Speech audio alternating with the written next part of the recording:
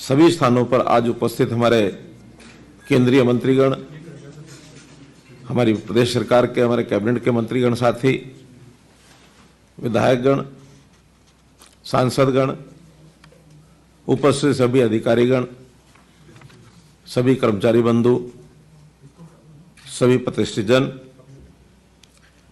आज का दिन हम एक विशेष तौर पर जो मनाते हैं उसके पीछे की बैकग्राउंड हमको मालूम है कि देश के पूर्व प्रधानमंत्री श्री अटल बिहारी वाजपेयी और महामना मदन मोहन मालवीय, उनके जन्मदिन के अवसर पर इसको सुशासन दिवस कहकर के मनाते हैं। सुशासन दिवस देश के वर्तमान प्रधानमंत्री ने 25 दिसंबर 2014 को इसका नाम दिया था। अटल जी के नाम से इसको जोड़ा गया था क्योंकि अटल जी का कार्यकाल जितना भी लगभग 5.5-6 वर्ष का प्रधानमंत्री के नाते से जब रहा तो उन्होंने शासन को सुशासन के रूप में आगे बढ़ाने के लिए बहुत कदम उठाए। शासन तो चलता ही है, अब वो शासन शासन के नाते चलेगा केवल, या कहीं कहीं कुशासन की भी घटनाएं होती देखी जाती हैं। उसी को शासन को सुशासन कैसे किया जाए, इसके लिए नई प्रौद्योगिकी के इस जमाने में नई नई विधाएं, नई नई कार्य पद्धति कि जनता को कैसे, नागरिकों को कैसे सरल रास्ते मिले अपने जीवनचर्या को जीने के। उसके जीवन में बहुत प्रकार के काम सरकारों के साथ पड़ते हैं, तो शासन के साथ उसका जो संबंध आता है उसका तरीका कठिनतम अगर है तो सरल कैसे किया जा सकता है। तो ऐसा सरल शासन सुशासन के रूप में ये करने के लिए यानी मदन मोहन मालवीय जी ने भी कहा कि राष्ट्र की उन्नति तभी संभव है जब जन जन सुशिक्षित हो। इसलिए उन्होंने नगर नगर गांव गांव में शिक्षा का प्रचार प्रसार किया और उस शिक्षा के माध्यम से ही ये चीज़ें सब संभव हो पाती हैं, खास करके टेक्नोलॉजी। हमने जनप्रतिनिधियों को भी शिक्षित होने के लिए कदम उठाए, केवल इसीलिए था कि हमारे सारे सिस्टम को कैसे सरल किया जा सके। हरियाणा एकमात्र प्रांत है जहां पंचायती राज सिस्टम में या हमारा जो नगरीय सिस्टम है शासन का, उसमें पढ़े लिखे लोग आए। तो ये 5 साल पहले जब हमने ये योजना बनाई थी उसकी आलोचना बहुत हुई थी, लेकिन उसका लाभ भी हमको बहुत मिला है। जितने हम कार्यक्रम, नए नए प्रोग्राम लॉन्च करते हैं, बहुत आसानी से नीचे चले जाते हैं। मुझे खुशी है इस बात की कि हरियाणा इसमें बहुत अग्रणी हो गया है। पिछले वर्ष 2019 को जब गुरुग्राम में इस कार्यक्रम को, राज्य स्तरीय कार्यक्रम वहाँ मनाया गया था, वहाँ से मैंने भाषण दिया था। मैंने कहा था कि अगला वर्ष हमारा 2020 का ये सुशासन संकल्प वर्ष रहेगा। और मुझे खुशी है कि हमारे सब लोगों ने मिलकर, उसमें अधिकारी भी हैं, कर्मचारी भी हैं, प्रत्यक्ष काम करने वाले, कुछ ऐसे हैं कि बिहाइंड द कर्टन काम करने वाले, नींव में रहकर काम करने वाले। नींव मजबूत हो जाती है तो मंजिल तो अपने आप मजबूत बनती है। आज हमने सुशासन के इतने सारे प्रकल्प, 40 के लगभग नए प्रोजेक्ट्स पिछले वर्ष भर में जो तय किए गए हैं, लॉन्च किए गए हैं। आज कुछ लॉन्च किए गए हैं, कुछ का उल्लेख मैं करूंगा। अभी तक तो हमने उसको शुरुआत की है। अब शुरुआत करने के बाद उसके परिणाम अब निकलने शुरू होंगे। तो अगर हमने पिछला वर्ष, जो आज 1 वर्ष पूरा हो रहा है, इसको सुशासन संकल्प वर्ष का नाम दिया था, तो मैं अगले वर्ष को सुशासन परिणाम वर्ष के रूप में कहूंगा कि इसके परिणाम आने चाहिए। और परिणाम आने के लिए हमने सबने फॉर्मेशन की, अपने अपने विभागों में बैठ करके हर प्रकार के प्रोग्राम बनाए, सॉफ्टवेयर बनाए, पोर्टल बनाए, वेबसाइट्स बनाई, सारा सिस्टम ऑनलाइन करना शुरू किया है। लेकिन इसका जो प्रयोग करेंगे, प्रयोग फील्ड में लोग करेंगे। तो जो फील्ड के लोग हैं उनकी परीक्षा इस बार होनी है कि इसको कितना सफल करते हैं। आखिर तुम यहां बैठ के बनाते हैं, उसका उपयोग तभी है जब जनता का और सरकार का जो संबंध आता है वो कर्मचारियों के माध्यम से आता है। तो कर्मचारी इसका कितना उपयोग करें, इसके लिए भी हम सबको प्रेरणा भी देनी होगी, समझाना भी होगा, विषय का ज्ञान भी देना होगा, ट्रेनिंग भी करानी होगी। उस ट्रेनिंग के माध्यम से आम जनता को लाभ पहुंचेगा।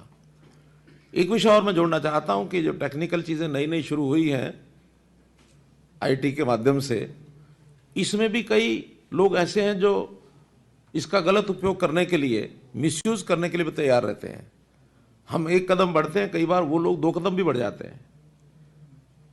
आजकल ये जो इतनी डिजिटल सिस्टम है, इसको हैक करने के सिस्टम बन गए हैं, डिजिटल क्राइम शुरू हो गए हैं। हमने भी उसको रोकने के लिए डिजिटल यानी थाने भी बनाए हैं। क्राइम ये जो क्या उसको बोलते हैं, साइबर क्राइम का रोकथाम के लिए हमने हरियाणा में, एक तो गुरुग्राम में और भी एक आध जगह साइबर क्राइम को रोकने के लिए थाने अलग से बनाए हैं। लेकिन इन चीज़ों को साथ साथ चलता रहेगा। हमने तो आखिर जनता को सुविधा पहुंचानी है, और जब जनता को सुविधा पहुंचानी है तो ये सब काम उसी दिशा में हमको लेके चलना होगा। सुशासन अपने आप में ये कोई एक घटना नहीं है, काम नहीं है, एक दिशा है। आज हमने इसको शुरू किया है तो हमें को एक मानस बनाना होगा कि लगातार इसको सफल करते हुए और इसके अंदर नए नए जो बदलाव होते हैं समय समय पर, उस बदलाव के साथ भी इसको आगे बढ़ाते रहना पड़ेगा। और इसके लिए वातावरण भी ऐसा बनाना पड़ेगा, इंफ्रास्ट्रक्चर भी खड़ा करना पड़ेगा। बिना इंफ्रास्ट्रक्चर के भी कई बार चीज़ें संभव होती नहीं हैं। तो उस अनुसार नई योजनाएं, जो हमारे कर्मचारी हैं उन कर्मचारियों की ट्रेनिंग, रैशनलाइजेशन, इसकी ओर भी हम आगे अगर बढ़ेंगे तो निश्चित रूप से इसका हम लाभ उठा पाएंगे। जो अभी तक पिछले वर्ष भर में काम किए गए, मुझे ध्यान में है कि 2015 से ये शुरू कर दिया था हमने, बल्कि 14 से ही, 25 दिसंबर 2014 को हमने सबसे पहला ई रजिस्ट्रेशन का कार्यक्रम शुरू किया था, अगर याद हो तो। उसी रजिस्ट्रेशन को आगे बढ़ाते बढ़ाते आज हम स्थिति पर ले आए हैं कि आज हमारी जो रजिस्ट्रियां हैं वो बिना किसी बाधा के, और उसके अंदर जो गलत काम होते थे उसको भी हम रोक पाए, तो आज उसका बहुत बड़ा लाभ हमको हुआ है। उसके लिए एक आध सूचना हमारे नए कार्यक्रमों में भी, आज घोषणाओं में मैं ज़रूर करूँगा। तो हमने उस समय शुरू किया था, फिर हमने हरियाणा में कितने ही ऐसे पोर्टल बनाए। अभी जो जन सहायक मोबाइल ऐप जिसकी भी चर्चा की गई, उसके अंदर हर प्रकार के ऐप एक ही स्थान पर हमको मिल जाएं, तो जन सहायक ऐप के माध्यम से हर एक डिपार्टमेंट के ऐप सारे उसमें मिलें, ताकि नागरिक को किसी एक ही विंडो पर जाने के बाद हर प्रकार की सुविधा कहाँ से जाना वो सब करेंगे। आज हमने बहुत से अवार्ड जो अभी जो घोषित किए थे पिछले वर्ष के, सुशासन के नाते से अच्छे काम करने वाले जो लोग होंगे उनको अवार्ड देंगे। उसमें ई संजीवनी का भी एक अवार्ड दिया गया है। ये प्रोग्राम भी हमारा अच्छा हुआ। कोरोना का एक चैलेंज हमारे सामने आया, तो उस चैलेंज के साथ साथ ये जो हमारे गुड गवर्नेंस के जितने काम थे जो हमने शुरू कर दिए थे, उससे पहले ही, कोरोना तो मार्च में आया, हमने ये सारे काम दिसंबर से ही शुरू किए थे।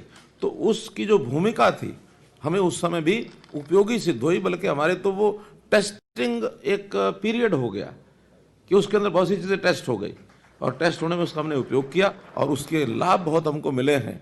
चाहे हमने राशन देने की बात की, चाहे हमने घर घर मानो उनका ये जो परिवार पहचान पत्र के नाते से ई कमेटियों के माध्यम से सर्वे करने की बात हमने की, हमने राशन के साथ साथ उनको आर्थिक सहायता हर एक के बैंक में अकाउंट में देने की बात की। तो ऐसे कितने ही काम ये सब हमने किए हैं। वो कोविड का पीरियड उसके लिए एक प्रयोग का पीरियड हुआ जिसमें हम सफल हुए हैं। और इस नाते से मेरा परिवार मेरी पहचान, जिसकी आज कुछ सर्विसेज 100 के लगभग सर्विस आज हमने लॉन्च की हैं, जोड़ी हैं, इसका एक बहुत बड़ा लाभ ये जनता को मिलेगा। यानी सरकार आपके द्वार जो कभी नारा दिया जाता था, वास्तव में यही एक तरीका है कि हर व्यक्ति को सरकारी सारी सेवाएं उसके घर में से ही वो भरे और उसकी पहचान ठीक से हो जाए। अभी तक स्थिति क्या है कि एक स्वाभाविक होता है, व्यक्ति बाय नेचर जो होता है थोड़ा लालची होता है। उस लालच में पात्र और अपात्र इसकी पहचान कई बार नहीं हो पाती। हमको उसकी पहचान करके कि किस चीज़ का कौन पात्र है, कौन सी सेवा, कौन सी योजना किसको मिलनी चाहिए, कई बार जिसको मिलनी चाहिए उस तक पहुंचती नहीं है और दूसरे आदमी उसका दुरुपयोग ले जाते हैं।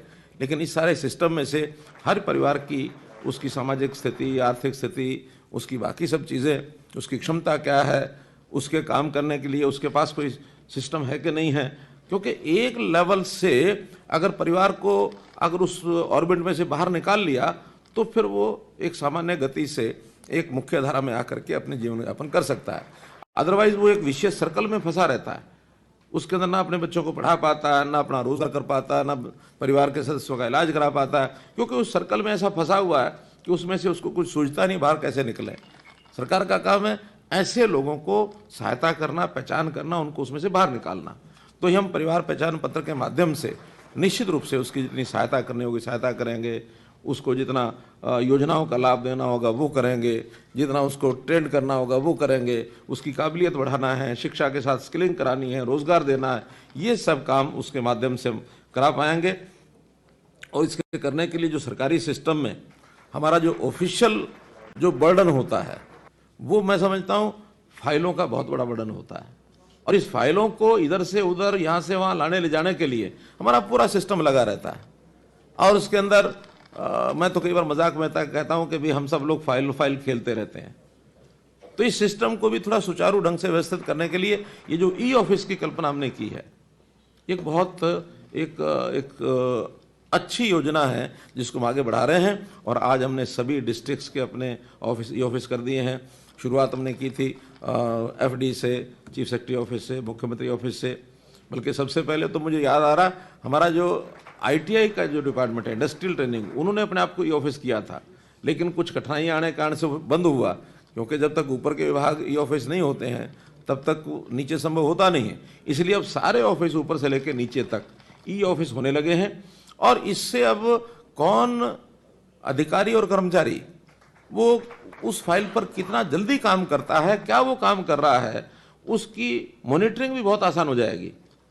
पहले तो ये मॉनिटरिंग नहीं होती थी, हमारा फाइल ट्रेसिंग जो सिस्टम होता था उसमें से भी कभी कोई देखता था कभी नहीं देखता था, या अगर फाइल चलती भी रहती थी उसकी ठीक से एंट्री नहीं होती थी। अब फाइल की मूवमेंट ई ऑफिस होने के बाद अपने आप हो जाएगी। बल्कि आज तो ये देखा जा सकेगा कि कौन अधिकारी कौन कर्मचारी कितनी फाइलें निकालता है, किस स्पीड से निकालता है।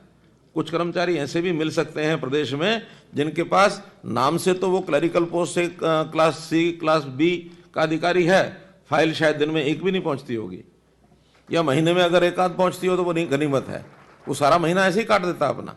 लेकिन इसमें से ट्रैकिंग हो जाएगी, उस ट्रैकिंग के आधार पर किस व्यक्ति के पास कितना काम है इसका मूल्यांकन हो जाएगा। और अगर ई ऑफिस के माध्यम से काम कोई कर्मचारी अधिकारी नहीं कर रहा तो रैशनलाइजेशन में हमको सोचना पड़ेगा कि उस पोस्ट को भी रखा जाए कि ना रखा जाए, क्योंकि अदरवाइज आज हमारे 3 लाख के लगभग कर्मचारी हैं, सैंक्शन पोस्ट 4 लाख से ऊपर है, 4.5 लाख से ऊपर है, 1.5 लाख कर्मचारी आज भी भर्ती की इंतजार में हैं, लेकिन हमारी आवश्यकता कितनी है ये आज तक ही नहीं पता हमको। तो ऐसे हर एक कर्मचारी की उपयोगिता, उसका काम, इसका भी हम ई ऑफिस के माध्यम से पता कर पाएंगे। हमने पीछे ई सचिवालय की भी योजना बनाई थी। ई सचिवालय के माध्यम से जो हमारे जो मिलने वाले लोग हैं, हमारी एंगेजमेंट है, वो ई सचिवालय के माध्यम से कैसे हो, मुझे मालूम नहीं कितना उसके ऊपर रिस्पांस मिला, कितना हम चल रहे हैं नहीं चल रहे हैं, लेकिन आगे चल करके इसको थोड़ा और सुव्यवस्थित करना पड़ेगा कि जो लोग हमको मिलने के लिए आना चाहते हैं, खास करके जो कोविड का पीरियड है, इसमें तो डिस्टेंस से जो लोग मिलेंगे अपना काम कराएंगे, उनको भी संतोष, हमको भी संतोष, और एक जो चैलेंज है हमारा ये बीमारी वाला, इसको भी हम रोक पाएंगे, तो इसको भी हमने करना है। हमारा जो अभी चर्चा हुई जिसमें आज 81 गांव के अंदर मैंने लाल डोरा की जो रजिस्ट्रियाँ दी हैं, भूमि रिकॉर्ड जो है ई रजिस्ट्रेशन के माध्यम से भूमि रिकॉर्ड को ठीक करना, लाल डोरा की व्यवस्था को ठीक करना, इस काम में भी बहुत ही प्रसन्नता की बात है कि ये काम सबसे पहले करनाल जिले में एक गांव सिरसी गांव से हमने शुरू किया था, और फिर उस कार्यक्रम को प्रधानमंत्री जी ने अडॉप्ट किया, और 8 प्रदेशों में इस समय कार्यक्रम चल रहा है स्वामित्व के नाम से। तो जितनी डिजिटलाइजेशन के प्रोग्राम हमने शुरू किए वो पूरे देश में उनको सराहा जा रहा है। चाहे वो हमारी ट्रांसफर पॉलिसी थी उसको सराहा गया, जितने भी काम हमने शुरू में किए हैं जो बाकी प्रदेशों में केवल नारे दिए जाते थे, लेकिन हमने उसमें पीछे लग करके किए हैं सब। और इसके लिए कई बार जिद पकड़नी पड़ती है कि ये काम कोई जिम्मे लगा, इसको मुझे पूरा करना है, और पूरा करके इसको फील्ड में उतारना है, उसकी मॉनिटरिंग करनी पड़ती है, उसके आग्रह करना पड़ता है, कई बार तो दुराग्रह करना पड़ता है। ट्रांसफर पॉलिसी में एक बार गुप्ता जी का मुझे कमेंट याद है क्या कि हम आए तो थे ब्रीफिंग देने के लिए, और ब्रीफिंग लेके जा रहे हैं, इसलिए जैसा आप कह रहे हो वैसा करेंगे। याद है? तो इस प्रकार से हमें आग्रह करने का भी एक स्वभाव अपना बनाना पड़ेगा। ग्रामीण क्षेत्र के लोगों को और अच्छा अपनी आवश्यकताएं, अपनी समस्याएं वो रखने के लिए, हमारे तक भेजने के लिए हमने जो पोर्टल किया था, ग्राम दर्शन पोर्टल, उसको भी और प्रचलित करना है, ताकि उस गांव का हर नागरिक अपनी डिमांड, अपनी समस्या, अपनी वहाँ की किसी प्रकार की कोई बात ध्यान में आती है तो उसको तक जोड़ सके, और जो हमने गाँव में काम किए हैं उन कामों की जानकारी उसमें हो, सारे एसेट्स, गांव के सरकारी एसेट्स हैं उसकी जानकारी हो, ताकि हर आदमी यानी उसको जानकारी मिल सके। दूर बैठा गांव आदमी भी अपने गांव के बारे में देख सके, तो मेरे गांव के अंदर आज क्या क्या चीज़ें सरकार ने बना दी हैं, क्या क्या चीज़ें इन प्रोग्रेस हैं, कौन कौन इस चीज़ की आवश्यकता है। और सभी 6700 पंचायतें यदि कोई एक ग्राम पोर्टल के माध्यम से हर डिपार्टमेंट को कोई अपनी आवश्यकताएं भेजते हैं, तो हमारे डिपार्टमेंट को उसका योजना बनाने का भी लाभ होगा कि आज सब गांव में अगर कोई डिमांड है, मानो एक ही चीज़ की डिमांड है, तो कौन सी ऐसी डिमांड है जो बहुत ज़्यादा उठ रही है, ताकि उसको हम प्रायोरिटी पर कर सकें। और काम को करने के तरीके तो हर डिपार्टमेंट को ये सोच बनानी चाहिए कि कोई एक काम कहीं का अगर आया है तो पता ये करना चाहिए कि ये काम क्या पूरे प्रदेश में जहां जहां ये आवश्यकता है एक साथ कर सकते हैं क्या। हमने योजना बनाई थी शिवधाम योजना, तो शिवधाम योजना में प्रदेश के जितने भी शमशान घाट हैं, जितने भी बरियल ग्राउंड हैं, उन सब में 4 चीज़ें सब डीसीज को लगा दे इसमें करो। अब लगे हैं, हालांकि सब नहीं हुए, अभी कई जिले तो काफ़ी आगे हो गए, कुछ में अभी कमी भी है। अभी भी आह्वान किया कि वो सारे काम एक साथ करने चाहिए। तो जो काम हम पकड़े पूरे प्रदेश का एक साथ करना, हर घर में यानी नल से जल देना, अभी पूरे हर घर के अंदर कार्यक्रम अगर करना है तो टारगेट लेकर करना पड़ेगा। हमारे डिपार्टमेंट बहुत अच्छा उसमें काम भी कर रहे हैं, तो इसलिए हमारे इस प्रोग्रेस में उस सिस्टम को भी हम अच्छा कर पाएंगे।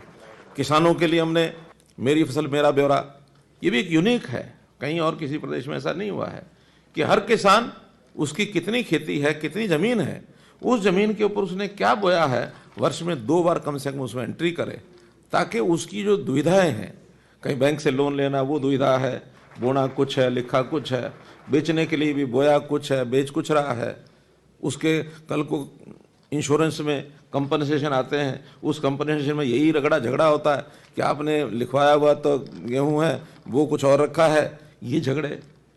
तो ऐसी पारदर्शिता किसान को भी बिना किसी हील उज्जत के वो सारी जानकारी साल में एक बार दे, और फिर इसको वेरीफाई करे कि सरकारी डिपार्टमेंट करेंगे, हमारा इरीगेशन, हमारा एग्रीकल्चर डिपार्टमेंट भी करेगा, हमारा रेवेन्यू डिपार्टमेंट भी करेगा, सैटेलाइट से हम अपनी टेक्नोलॉजी से भी उसकी जानकारी ले सकेंगे। तो इसका भी हमको एक पूरा लाभ होने वाला है।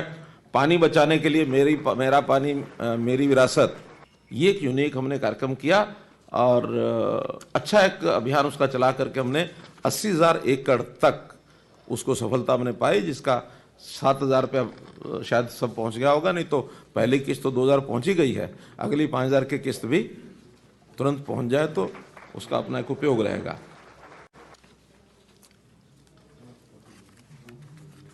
पंचायती राज में हमने व्यवस्थाओं में राइट टू रिकॉल, अब ये एक व्यवस्था, ये भी एक रिफॉर्म है, ये भी एक सुशासन है, ताकि हम लोग लोगों को एक अधिकार दें कि आपको पसंद नहीं है तो आप वापस बुला लीजिए।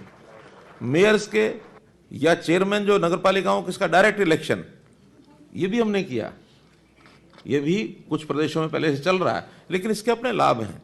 भ्रष्टाचार को रोकने के लिए ये भी अपना एक, अभी हमने ट्रांसपोर्ट डिपार्टमेंट में जो DTOs लगाए, ऑपरेशन शुद्धि, आमूलचूल परिवर्तन किया है। कुछ कठिनाइयाँ कर्मचारियों को थोड़ी आई, उसमें से कुछ लोगों ने विरोध भी उसका किया, लेकिन अब धीरे धीरे सबको समझ में आ रहा है कि आखिर ये चीज़ क्यों की जा रही है, आम जनता के लाभ के लिए, रेवेन्यू की चोरी ना हो इसके लिए। तो इस नाते से ये भी एक परिवर्तन हमने यहाँ किया। उसके लिए 45 हमने पोर्टेबल जो धर्म कांटे हैं, जो धर्म कांटा तो नहीं कहेंगे उसको, पोर्टेबल कांटा यानी वेइंग मशीन, इसको और हम बढ़ाएंगे। इस प्रयोग को सफल होने के बाद पूरे प्रदेश में जगह जगह इसका उपयोग कर सकते हैं, ताकि हर किसी की ये चेकिंग हो सके।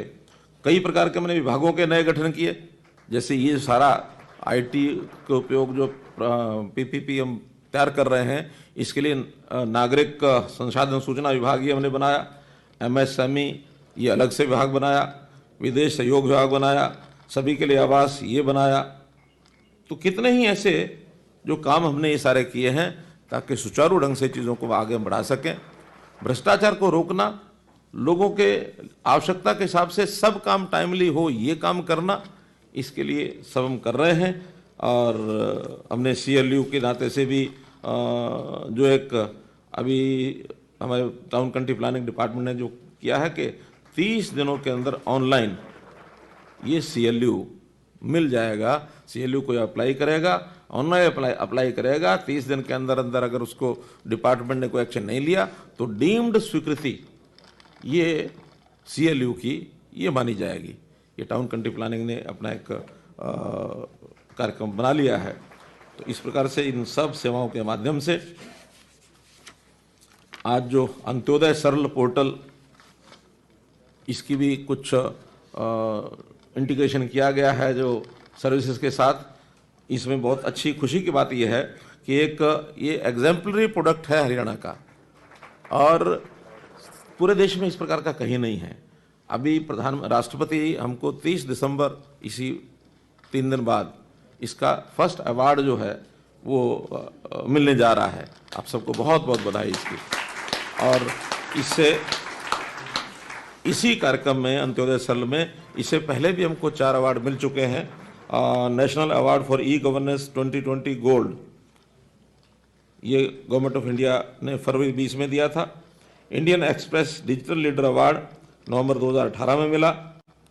Most innovative citizen engagement award ये डिजिटल इंडिया कॉन्क्लेव में अगस्त 2018 में मिला। और इसी प्रकार award for excellence under project category at CSI Nihilent e governance award 2017-18, ये सब इस प्रोसेस में केवल एक इस कार्यक्रम के लिए मिले हैं। हरियाणा में हमारा इसमें एक बहुत अच्छा नाम हुआ है। इसी प्रकार पावर डिपार्टमेंट, हमारा पावर डिपार्टमेंट भी पिछले कई वर्षों से, खास करके उसमें लीकेज कितनी होती है, इसको कैसे कम किया जाए, हम अपने जो लॉस हैं, लाइन लॉसेस कैसे कम करें, बहुत अच्छी प्रगति हमारी उसमें हुई। और ख़ास करके 24 आवर्स पावर की ग्रामीण क्षेत्र में सप्लाई, इसमें बहुत प्रदेशों ने प्रयत्न किए हैं, हरियाणा ने भी बहुत प्रयत्न किए, लेकिन हमने एक यूनिक योजना बनाई, मेरा गांव जगमग गांव, और फेजेस में इस काम को करना शुरू किया। उसका लाभ हमको ये हुआ कि अभी तक तो 4800 गांव 24 घंटे बिजली थे। आज 25 तारीख से घोषणा की है डिपार्टमेंट ने कि 5080 गांव ये अब 24 घंटे हो जाएंगे। ये मोर देन टू थर्ड क्या 3/4 75%, क्योंकि कुल 6700 गांव हैं, तो 1700 गांव बाकी बचे हैं, 5100 के लगभग हो गए हैं। तो ऐसे बहुत बड़ा एक काम ये हरियाणा का हो गया है। अभी केंद्र सरकार तो इस प्रकार के लॉज बना करके, कानून बना करके सारे काम कर रहे हैं। मैंने बिना किसी कानून बनाए डिपार्टमेंट में एक एफिशिएंसी लाने का काम किया। लाइन लॉसेज हमारे कम हुए, चारों कंपनीज हमारी प्रॉफिट में आ गई। और सबसे एक उल्लेखनीय जो जानकारी आज हमको मिली है कि हमारी जो ये कंपनियां हैं, ये कंपनियां अब जो इनका जो ग्रेडिंग होती है उसको रैंकिंग बोलते हैं। 15-16 में जो रैंकिंग थी UHBVNL की, मार्क्स थे 44, रैंकिंग 24वीं और रेटिंग B। ऐसे ही DHBVN 48% मार्क्स थे, रैंकिंग 22, रेटिंग B। आज 4 साल के बाद जो 8वीं एनुअल इंटीग्रेटेड रेटिंग आई है 18-19 की, UHBVN मार्क्स 76, रैंकिंग 7 और A ग्रेडिंग हो गई है। इससे भी आगे DHBVN और अच्छा हो गया, मार्क्स 86, रैंकिंग 4th और रेटिंग A+। यानी अभी तक जो रेटिंग ये होती थी, गुजरात प्रदेश की कंपनियां ही होती थी, A+A, उसी में झूलते थे, वो आगे कहीं किसी को जाने नहीं देते थे। एक आध कंपनी शायद कर्नाटक की होती थी, वो थोड़ा सा इसमें आगे थी।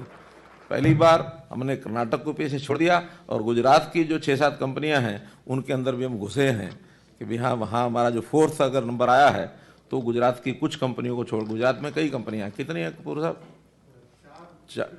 4 डिस्ट्रीब्यूशन कंपनियां हैं, तो अब 4th हैं, इसका मतलब गुजरात की कोई तो पीछे छूटी है।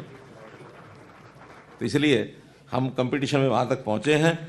तो इस नाते से भी डिपार्टमेंट के लोगों को मैं, पावर डिपार्टमेंट के लोगों को भी बधाई देता हूँ। एक अभी हमने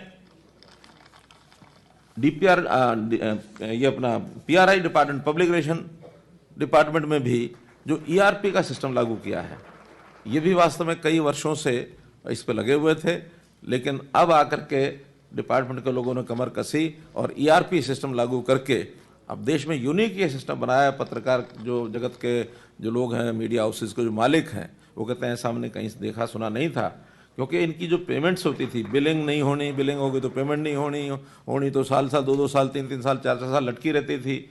हमने पिछली सरकार के समय के भी 150-200 करोड़ रुपया अब आके दिए हैं। अभी भी कुछ पेमेंट 5 साल पुरानी पेंडिंग पड़ी है। तो जब हमने कहा कि भी आपको हम 1 महीने के अंदर पेमेंट देंगे, और 1 महीने के अंदर यानी जिस दिन उनका बिल जनरेट हो जाएगा, उसके 1 महीने के अंदर अगर नहीं देंगे तो आपको 12% इंटरेस्ट भी देंगे, और हाँ 1 महीने से पहले मानो 5 दिन में दे देंगे तो 25 दिन का इंटरेस्ट काट भी लेंगे। तो इतना पारदर्शी तरीके से वो बड़े प्रसन्न हुए, और इस सारे मेरे ख्याल 5-6 दिन हो गए हैं, क्यों है ना हमारे कहाँ मीणा जी,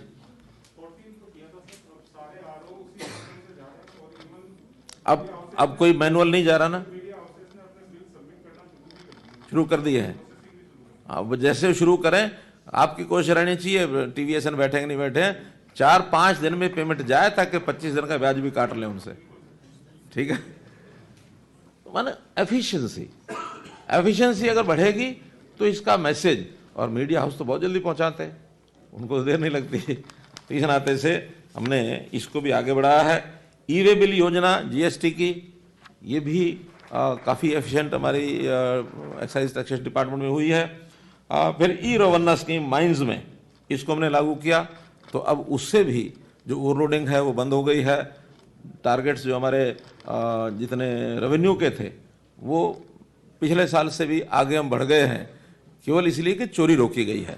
थोड़ा इसमें एक नुकसान हुआ है कि बाहर के प्रदेशों का जो ओवरलोडिंग है वो ज़्यादा आने लग गई, लेकिन उसको भी हम रोक रहे हैं ताकि उसको हम आगे न बढ़ने दें और हम उसको एक प्रकार से ठीक से कर सकें। तो मेरा कहना है कि हर एक डिपार्टमेंट इस काम में लगा है, कैसे हम अपनी व्यवस्था को सुधारें, ठीक करें, लेकिन ये प्रारंभ है। इसमें सारा जो हमारा सिस्टम है उसको इन्वॉल्व करें। हमारे टेक्निकल लोग तो इन्वॉल्व हैं ही हैं, अधिकारी कर्मचारी जो उसको नीचे लागू करने वाले हैं डिस्ट्रिक्ट में या नीचे, ताकि आम आदमी तक ये चीज़ पहुँचे। कोई आके हमारे ऑफिस में आए ना आए, लेकिन उसकी समस्या का समाधान, जैसे सीएम ग्रीवेंसेस, हमारा जो सीएम विंडो का पोर्टल है, 7 लाख से ऊपर 7.5 लाख ग्रीवेंसेस उसमें आई, बहुत अच्छे प्रकार से सब सॉल्व हो रही हैं। जितने भी हमारे बाकी सब सिस्टम हैं उन सब सिस्टम को अब बढ़िया बना रहे हैं। तो उसी प्रकार से आगे बढ़ते हुए आज कुछ नई योजनाओं की घोषणा भी, कुछ तो हमारे पोर्टल हैं लॉन्च किए 8, वो तो सारी जानकारी मिल गई। इसके अलावा भी कुछ चीज़ें हैं। एक उसमें है, वो है सूक्ष्म सिंचाई से संबंधित। सूक्ष्म सिंचाई के एक प्रोजेक्ट में केंद्र सरकार की योजना से हमको लाभ भी पूरा मिल रहा है। तो हमने ये तय किया है कि कुछ एरिया पूरा का पूरा सूक्ष्म सिंचाई पर जाए। फर्स्ट फेज में हमने महेंद्रगढ़ जिला, दादरी जिला, भिवानी जिला और फतेहाबाद जिला, ये 4 जिले हैं।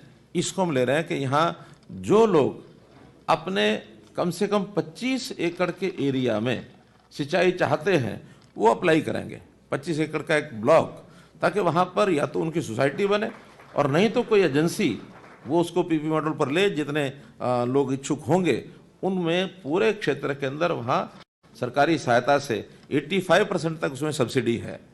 तो ये सारा काम करेंगे। 1 जनवरी से किसानों को अप्लाई करने के लिए, एप्लीकेशन देने के लिए कहेंगे, और उसका पहला पीरियड तय कर लें, 1 महीना 2 महीना, ताकि उस 2 महीने में जितने अप्लाई हो जाए फर्स्ट फेज में उसको पूरा करेंगे। और हम चाहते हैं कि पानी की बचत जितनी ज़्यादा होगी, हरियाणा के हर खेत में पानी पहुँचाने का काम, ये हमारा टारगेट है, बहुत जल्दी उसको पूरा करेंगे। इसी प्रकार एक है नौकरियों से जुड़ा विषय। हमारा जो हरियाणा पब्लिक सर्विस कमीशन और कर्मचारी चयन आयोग, इन दोनों की अब रजिस्ट्रेशन जो है ये एप्लीकेंट को वन टाइम करनी होगी, और वन टाइम एप्लीकेशन में वो किस किस डिपार्टमेंट में चाहता है उन सब डिपार्टमेंट्स के प्रायोरिटी से नाम लिखेगा, और उसकी फीस एक बार देनी होगी। 3 साल में एक बार उसको फीस देनी है। 3 साल में जितने मर्जी एग्जाम दे ले, हर एग्जाम की अलग फीस नहीं देनी है। उसका एडवर्टाइजमेंट बहुत जल्दी, हमारा सबसे पहले तो जो स्टाफ सिलेक्शन कमीशन ये एडवर्टाइजमेंट करेंगे, बाद में पब्लिक सर्विस कमीशन का होगा। तो ये ग्रुप डी के और ग्रुप सी के इस प्रकार के, और वन टाइम एलिजिबिलिटी टेस्ट ये होगा। उस एलिजिबिलिटी टेस्ट के बाद हर डिपार्टमेंट उसमें 3 गुना ऊपर के जो मेरिट के लोग हैं उस एलिजिबिलिटी टेस्ट में मेरिट के अनुसार होगा। उसमें कोई एलिजिबिलिटी टेस्ट का कोई कट ऑफ नहीं होगा, लेकिन जो मेरिट है उस मेरिट में अपर 3 टाइम्स उनको उनका एग्जाम लेकर के अपने वन टाइम उसमें से भर्ती करके, ताकि वो लगातार जिन जिनको जरूरत है उसमें से लेते रहेंगे। अगले साल फिर टेस्ट होगा, अगले साल फिर टेस्ट होगा, लेकिन पहला जो टेस्ट देने वाले लोग हैं उनका 3 साल तक लागू रहेगा। 3 साल के बाद चौथे साल में फिर देना चाहें तो फिर दे सकते हैं। एक तीसरी घोषणा मैं कर रहा हूं कि हमारे Arjun awardee, Dronacharya awardee, Dhyanchand awardee और इसी में तेनजिंग नॉर्वे अवार्डी, भीम अवार्डी, इनके लिए घोषणाएं हैं। तो अर्जुन अवार्डी को अभी तक 5,000 रुपये महीना मिलता है, श्रेष्ठ जो सर्वश्रेष्ठ खिलाड़ी होते हैं। और कोचिंग प्रशिक्षण के लिए द्रोणाचार्य अवार्ड, इसमें ये भी 5,000 रुपये महीना मिलता है। और ध्यानचंद अवार्डी उनको भी 5,000 रुपये महीना मिलता है।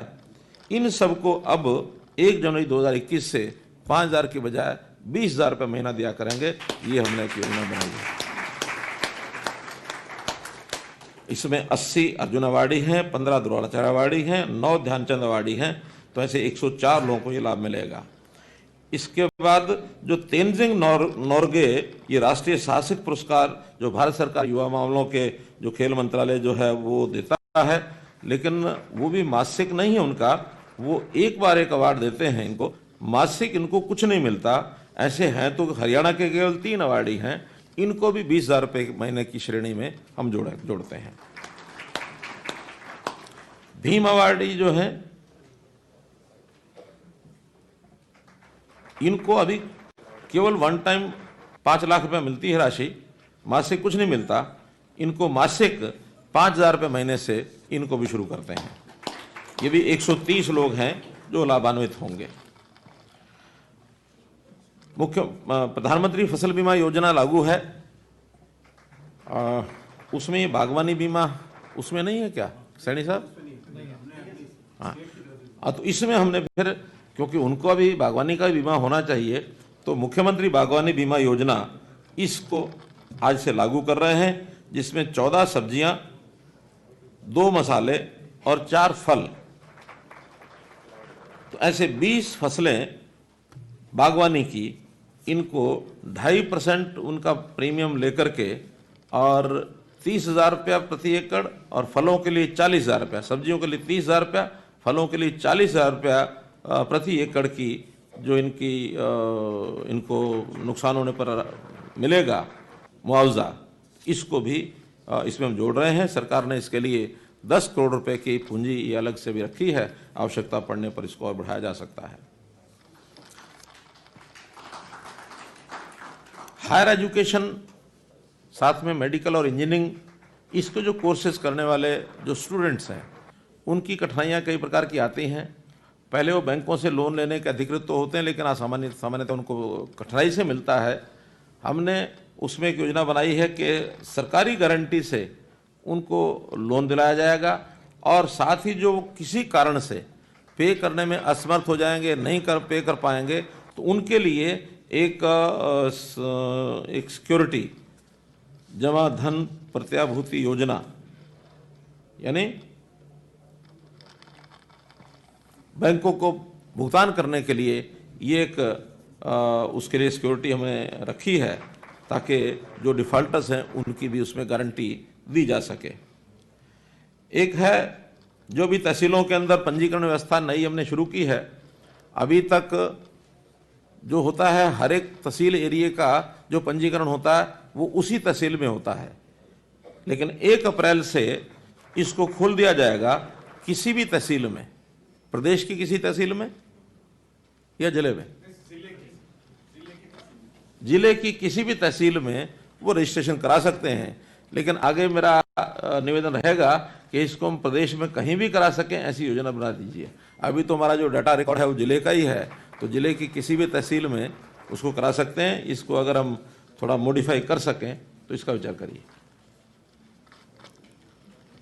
CLUs जैसा मैंने पहले बता दिया कि वो 1 जनवरी 2021 से ऑनलाइन CLUs होंगे और 30 दिन के अंदर अंदर वो क्लियर करने होंगे। अगर कहीं क्लियर नहीं होंगे तो डीम्ड CLU गिवन ये माना जाएगा। सरकारी कर्मचारियों के लिए एक सुविधा दी जा रही है कि जो ACP है, सरकारी कर्मचारियों की समय पर लगती नहीं है, सालों साल उनको इंतजार करने पड़ते हैं। 8 वर्ष, 16 वर्ष और 24 वर्ष के बाद उनको स्वाभाविक इंतजार होती है कि हमारी ACP लगेगी, उसके हिसाब से हमको अपनी सैलरी वो मिलेगी। वो डिपार्टमेंट कई बार ढिलाई के कारण से नहीं लगा पाते, लेकिन उसको अब ऑटोमेटिक सिस्टम में जोड़ दिया गया है। HRMS में ही उनकी ऐसी व्यवस्था कर दी है कि जो ACR और बाकी सारी चीज़ें उसकी चेकिंग अपने आप करके और ACP ऑटोमेटिक लगेगी। जिस दिन 8 साल, 16 साल, 24 साल हो जाएंगे उस दिन ACP अपने आप लग जाएगी, कोई किसी प्रकार की किसी को परेशानी नहीं आएगी। ये एक सरकारी कर्मचारियों के लिए भी किया है। अभी तक हरियाणा में 10 नगर निगम थे। अभी इस बार कैबिनेट मीटिंग में हमने एक नगर निगम और बनाया है, मानेसर, इसकी स्थापना कर दी है। तब ये 11 नगर निगम हो जाएंगे। गुरुग्राम की भी सीमा थोड़ी बढ़ाई जाने की स्वीकृति हो गई है, उसकी सीमा भी बढ़ाई जाएगी। कुल मिलाकर इस गुड गवर्नेंस डे पर आज मैं इस बात का संतोष कर सकता हूं कि जो योजनाएं हमने पिछले वर्ष सोची थी कि ये सब योजनाएं होंगी और उसमें अच्छा काम करने वाले ऐसे कर्मचारी, अधिकारी और उनकी सामूहिक टीम को पुरस्कृत किया जाएगा। आज प्रदेश भर में सब जिला केंद्रों पर और यहाँ भी ऐसी सब टीमों को जो पुरस्कार दिए गए हैं, बहुत अच्छे काम किए हैं, उन सबको बहुत बहुत बधाई देता हूँ। और आगे मैं निवेदन करूँगा कि इसमें फील्ड के जो लोग हैं जो इनका परिणाम अच्छा ला सके इस गुड गवर्नेंस का, ऐसे फील्ड के लोगों को लगातार उनकी मॉनिटरिंग, उनको अप्लाई करने के लिए जो हमारा वेब पोर्टल है उसको खुला रखें और अपने आप भी अप्लाई करें। और जो अधिकारी हैं, जो उनके सुपरवाइज करने वाले अधिकारी अपने कर्मचारियों को हैं, उनकी रिकमेंडेशन भी साथ साथ आती रहे ताकि फील्ड के लोग इसको ज़्यादा अच्छा उपयोग करके और परिणाम अच्छे ला सकें। उनको इस प्रकार के जो प्रोत्साहन हैं वो ज़्यादा दिए जाए, ये मेरा निवेदन है। आप लोगों ने आज के इस अवसर पर पूरे प्रदेश भर में जो लोग सम्मिलित हुए, जिन्होंने आज सहभागिता की है, उनको बहुत बहुत शुभकामनाएं, बहुत बहुत बधाई, धन्यवाद।